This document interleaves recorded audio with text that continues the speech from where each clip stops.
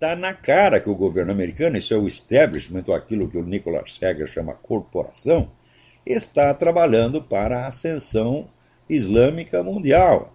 Assim como a Casa Real Britânica, que é um elemento fundamental da corporação, está protegendo a invasão islâmica a olhos vistos. Eu digo para vocês, o príncipe Charles é membro de uma tarica, ele obedece um sheik islâmico. Meu Deus do céu, eu não sei. Existe no mundo, em plena execução, um processo de extinção da religião, especificamente da católica.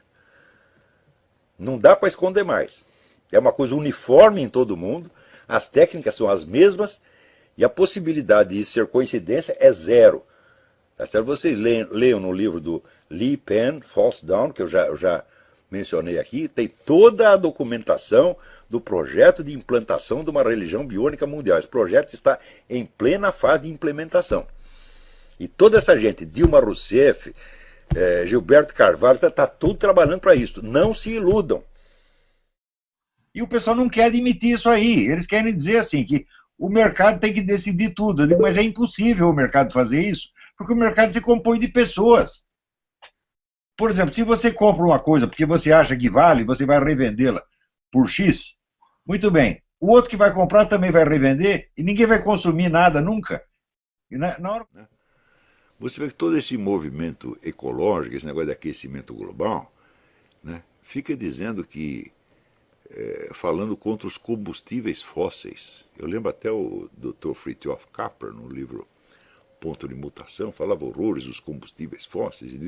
Ele dizia que no fim da década de 90 os combustíveis fósseis seriam abandonados. Haveria outras fontes de energia. Estou esperando para ver, já passou 20 anos, não aconteceu. Acontece que os cientistas descobriram o hidrocarbonetos de uma galáxia que fica na puta que eu pariu.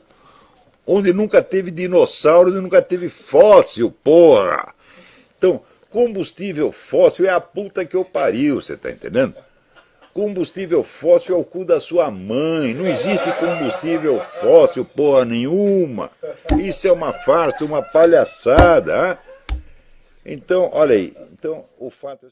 Você veja, a Pepsi Cola está usando células de fetos abortados, né,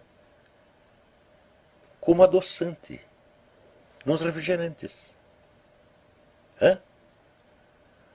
De alguém denunciou isso e o negócio foi para o governo, foi para a agência respectiva do governo, que eu não lembro o nome da agência, e a agência disse que tudo bem, que isso é um procedimento comercial normal. Então tá aí, toma Pepsi Cola, você é mais do que o homem sanduíche. Você é um abortista terceirizado. O ser humano é visto como uma mercadoria reciclável ou como uma matéria-prima reciclável. Por exemplo, você pode matar os bebês para você fazer cosmético, para você fazer adoçante. Tá certo? Então, um ser humano pode virar um adoçante. Você está lá comendo uma barra de chocolate e tem um feto humano lá dentro. Tá certo? Na indústria de cosméticos nem se fala. Tá certo? Quer dizer, toda a cultura científica moderna ela aparece baseada, vamos dizer, em falsificações históricas absolutamente monstruosas. Né? Não só históricas, falsificações científicas também. Né? Esta mesma semana, eu estava na aula que eu citei uma carta de Alexander von Humboldt que dizia o seguinte: olha, nós todos sabemos que não existe a menor prova do sistema copernicano, do sistema heliocêntrico. Todos nós sabemos isso, mas eu não quero ser o primeiro que diz isso em público. Então, se aparecer algum cientista corajoso e disser isso, eu também vou apoiá-lo, mas eu serei o segundo no comando e não o primeiro, porque eu não quero levar todos os tomates. Né?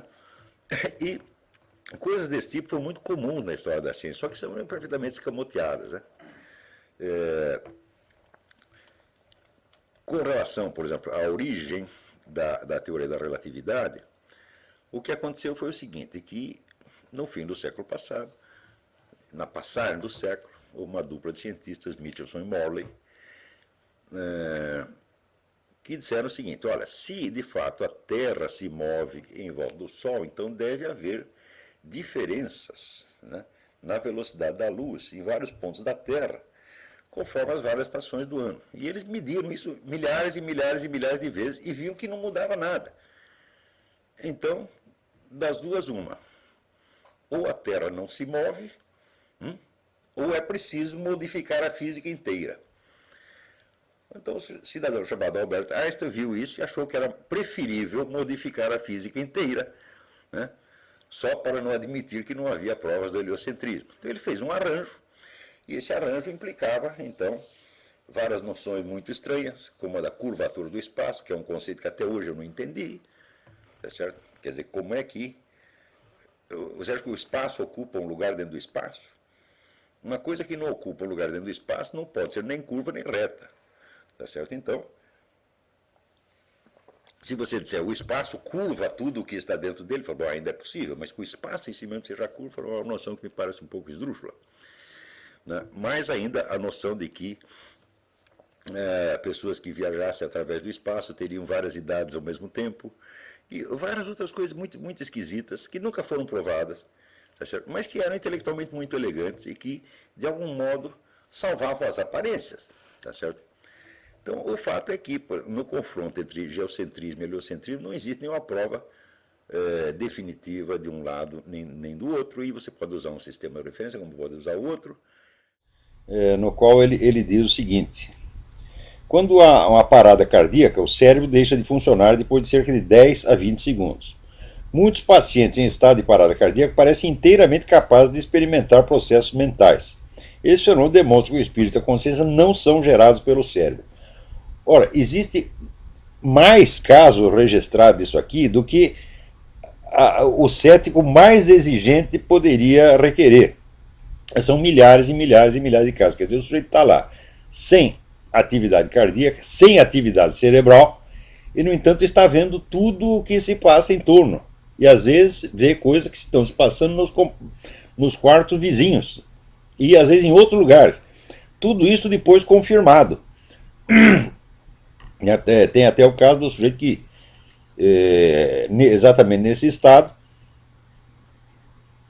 ele viu que na casa vizinha tinha um sapato em cima do telhado, veja você. Né? Isso quer dizer que a visão dele não estava nem condicionada ao lugar onde o corpo dele estava. Na maior parte dos casos, as pessoas veem e reparam em mais coisas do que reparariam se estivessem vivos e despertos. Quer dizer, a bibliografia a esse respeito é tão imensa que a mera pretensão de que a consciência é causada pelo cérebro deve ser rejeitada em limine como uma coisa, assim, uma estupidez, uma simples lenda, crendice. Não há nenhuma prova, nenhum sinal, mesmo remoto, de que a consciência seja causada pelo cérebro. E há milhares e milhares e milhares de provas de que pessoas sem nenhuma atividade cardíaca ou cerebral continuam tendo consciência. A primeira ciência que se desenvolveu no Ocidente foi a teologia. Quer dizer, todos os critérios de verificação, de correção textual, etc., foram todos estabelecidos pela teologia. E, provavelmente, vamos dizer, a teologia é a única ciência que tem um discurso racional do começo até o fim. Porque, por exemplo, outro dia eu disse aí assim, toda a história das origens da ciência moderna é tudo empulhação. Não foi nada disso que aconteceu, tá certo? Então, por exemplo, a ideia de que não, a ciência moderna, a razão e as luzes, né, expulsaram a superstição, a astrologia, a alquimia, etc., etc., e criaram uma nova era de ciência e racionalidade. Isso é absolutamente falso, absolutamente falso. O que eu estou dizendo é resultado, assim, vamos dizer, de estudos que eu fiz em livros publicados nos últimos 70 anos que maciçamente confirmam essa tese. Como ninguém no Brasil lê esses livros, então a minha afirmação parece chocante.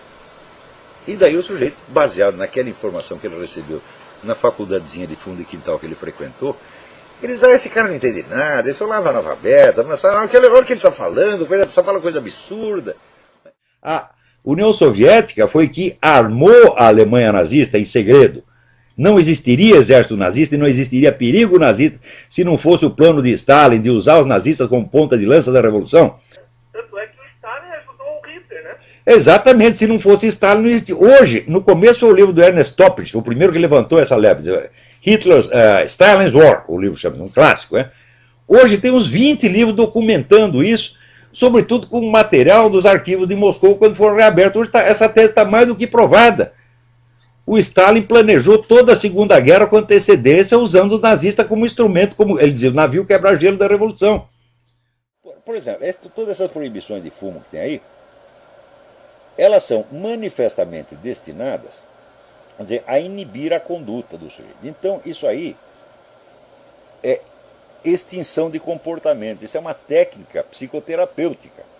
Só que os caras estão submetendo você a essa técnica sem você tê-los autorizado. Quer dizer, quem foi que autorizou o Ministério da Saúde, tá certo, a aplicar em mim uma técnica terapêutica que eu não pedi, que eu não solicitei? Então isso aí obviamente uma prática ilegal da medicina. Por exemplo, se você tem um cachorro, você entende o cachorro? Não, é claro que não entende. Se você tem um gato, vai entender a cabeça de um gato? Não entende, no entanto você tem amor por ele. Mulher também, não é para entender, meu filho. Tá vendo? Agora, falando em África, alguém me pergunta o seguinte aqui. Olha aqui, o Toussaint Louverture, fundador do Haiti, dedicou o país ao Exu. E a cidade de São Luís de Paraitinga, que foi destruída agora, né, pelas enchentes, é a sede nacional das festas do Saci Pererê, que é o Exu. E a Louisiana, né, onde teve o furacão Katrina, que destruiu tudo, né, é a central da macumba aqui nos Estados Unidos. Então o pessoal pergunta, será que isso é uma sentença divina? Eu falo, eu não sei. Mas aqui eu acho, aqui isso é uma opinião pessoal, eu não tenho provas disso. Eu acho que essas macumbas dão um azar desgraçado, porque onde tem isso, todo mundo se ferra. É uma constante histórica. Você não vê, por exemplo, você vê aqui nos Estados Unidos, qual é o lugar do mundo onde os negros vivem melhor? Aqui nos Estados Unidos. Tem um padrão de vida comparável de todo mundo, estão lá no Senado, estão na presidência das empresas, estão milionários, fizeram o presidente da República. Tem algum deles praticando macumba? Não tem.